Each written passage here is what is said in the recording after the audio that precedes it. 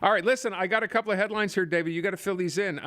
Stunning numbers, demography numbers today, contradicting, well, Francois Legault's obsession. What's this about? Yeah, this government has accustomed us to just make these broad statements about language, immigration.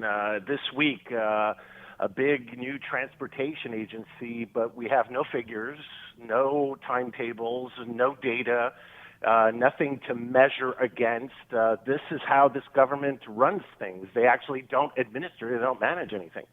And so every spring, there's an analysis of the previous year's demography numbers. And so the numbers for 2023 came out. And these are very interesting in many, many ways. First of all, for the first time in decades, our average age, because the population is getting older every year, we talk about this all the time. Well, for the first time in decades, our average age has actually gone down a bit.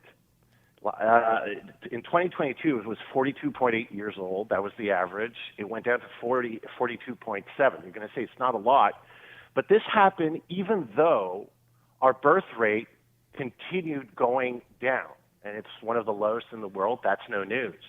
But the reason why we've been able to maintain and actually not get older, which is important in so many ways for the future of Quebec and Canada and our economies and just our way of life in general, is because of immigration. And so this narrative that François Legault has developed for since he's been in politics, but even more so since 2018, since he became premier, is that immigration is a problem, is a threat, and is actually, and he's said it, and his people have said it many times, and the nationalist media have said it in French, it's not only a threat, it's suicidal to get more immigrants in, and it's also part of a plot from the federal government to drown the French nation and to eliminate in some way the French nation, which is basically echoes of the grand replacement theory that is one of the tenets of white supremacist right-wing ideology. And this is not just François, it's Mathieu Bock-Côté, who's written extensively on this, the Journal de Montréal columnist, et cetera, et cetera, et cetera. But these numbers and real facts, this is from the Institut de la Statistique du Québec. This is independent, verified numbers that show that immigration is actually very helpful right now for maintaining Quebec in a place where actually it can continue its development. But also, another very interesting number is that when I was immigration minister back in 2017, 2018, 70% of all immigration was based in Montreal. And that's also part of the Legault narrative, right? That French is under siege in Montreal Right. Yeah. because of immigration, and everything else falls in line. All the other dominoes for Legault's moves against, McGill, Concordia, you name it, 96, 21, et cetera, comes from that. Jean-François Robert saying, I'm hearing too much French in the street, too much English in the streets of Montreal. Well, the stats from 2023 show that only 56% of immigration is in Montreal. 44% now of all immigration is outside the island of Montreal. So actually, it's being regionalized, which is actually a good thing for French, because the more you regionalize immigration, the easier it is to teach French, because you're you're surrounded by French-speaking people. And so that is another fact that completely brings the whole ideology down. But yet another interesting number, Aaron, is that 66% of immigrants last year could speak French. So this supposed threat, this supposed impending doom for francophones, and I remind all the listeners, I'm one of them, I'm a francophone, this supposed plot to destroy French and French culture, well, you know what? Immigration right now not only is saving Quebec's economy, but it's also not true to say that these immigrants aren't speaking French. They are. And so I think it's going to be more and more important because this ties into other data where we've seen, in terms of in the workplace, there's actually more and more immigrants that can manage their workplace language in French. Yeah.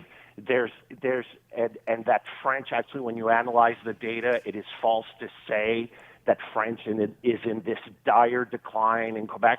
Do we have to stay vigilant? Of course. And all the caveats, the usual caveats will apply, and I will implement those caveats every time. But the fact is, these numbers just, again, show how this messaging from Legault, from Post Saint-Pierre Plamondon, who's doubling down on this and not only saying that there's a plot, he's saying that the stated goal of the federal government is to erase Quebec. He said that a few weeks ago. This is wrong, and what is troubling to me is that there's cold, hard, independent, emotionless data, key numbers that are saying that what Legault is doing is wrong. And at a time where our productivity numbers are low, and our economy is in the doldrums. And when we compare, because the rest of Canada, of course, this is not an easy time for anybody. But when we compare leading indicators against Ontario, against BC, when we compare Montreal to Toronto and Vancouver, we're always dead last.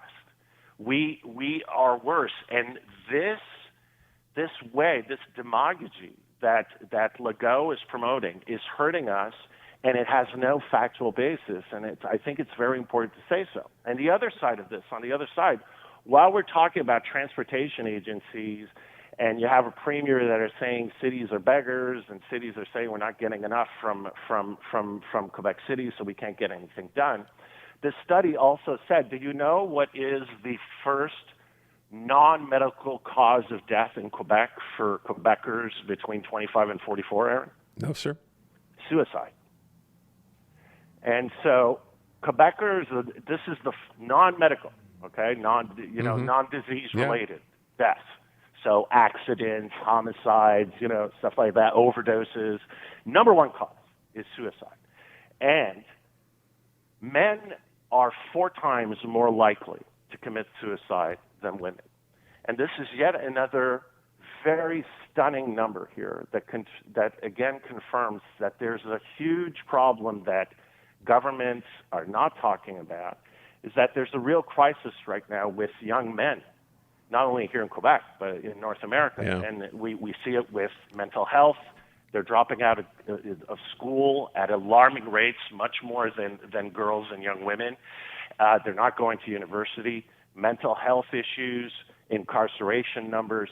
I'm just saying that while we all get riled up on identity issues, which are hurting Quebec socially, morally, economically, and have no factual, even close to have any factual basis, and you have opposition parties that you see Quebec Solidaire mired in its own crises, the Liberals cannot get their act together, and you have the Parti Québécois and the CAQ fighting each other on who could be the most right-wing extremist on identity issues, fighting for that same little number of baby boom francophone white men in the regions.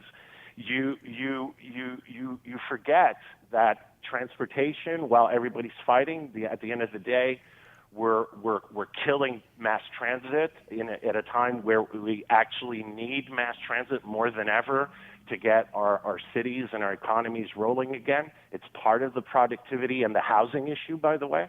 Same thing on housing.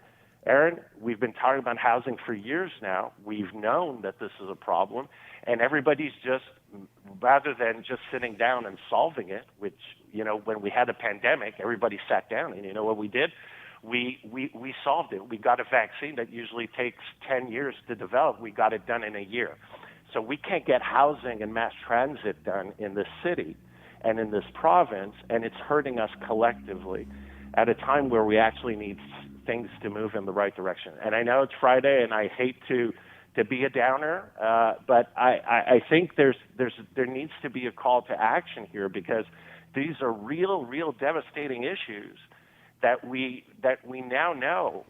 Again, the immigration numbers, the French numbers, this is all heading in the right direction, actually, and we should be celebrating this and showcasing this. Instead, we're just trying to shoot ourselves in the foot for the sake of just saying we're right, and we're talking hate, we're talking fear, we're talking division, instead of talking development and coming together. And it's just to me that report was just stunning. You know, David, I'm sure people out there are just sitting and nodding at what you're saying and saying, boy, it's about time someone said, you know, exactly what was going on. So you have a government basically fudging the numbers to suit their own purposes.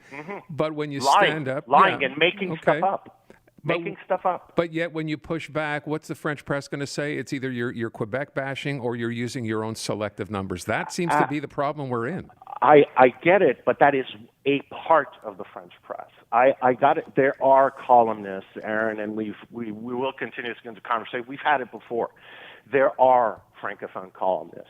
There are Francophone people. I'm a Francophone. I do French media once in a while. There are two solitudes. I get it. But the fact is that while the media is chiming along and you have people in the nationalist media developing this soft fascism messaging, what you do have is the numbers and the facts. And at one point, you have to stand up for principle, and you have to state the truth, and not your truth or my truth, the objective truth, and that's with data. And if you're saying, oh, well, I'm going to make housing better, okay, compared to what? When? What are you going to deliver? Same thing for transportation. Same thing when you talk about language, immigration. When you're saying, oh, I'm hearing too much English in the streets of Montreal, what's your metric? How are you measuring this? Yeah. When you confront lies, deceit, and misinformation, and we've seen it. We see it in the U.S. with Donald Trump. You have to stand up and say enough, and you stand up with this by talking facts. And this report on demography, I think, shows that there's a lot of people that want to make Quebec work, and it is working. And so, I think a lot of political parties have to stop living in fear of the nationalist Francophone media and understand, there was a time, during the Duplessis years when there was a great darkness, and it was hard to get under this whole, Catholic Church and Maurice Duplessis stranglehold on power and information. We've seen other times in our history. But I just want to say we have to name these things, and we have to say, no, the numbers say that this is wrong. And this is our conversations, but there are conversations elsewhere. This report, I saw it in La Presse. So, I mean, there's something that can be done about this, and we just have to continue hitting on this until it breaks. David, we have to wrap it up there. Thank you so much.